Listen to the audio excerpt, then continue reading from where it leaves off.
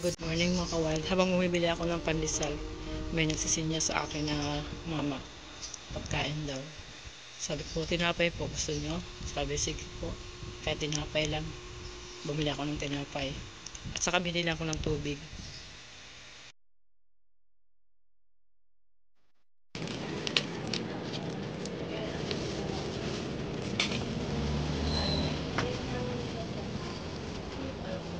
Kuya.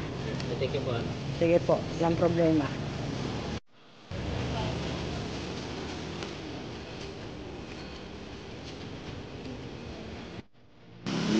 Kuya, taga saan kayo? Taga saan po kayo? Ang layo na pinanggalingan nyo.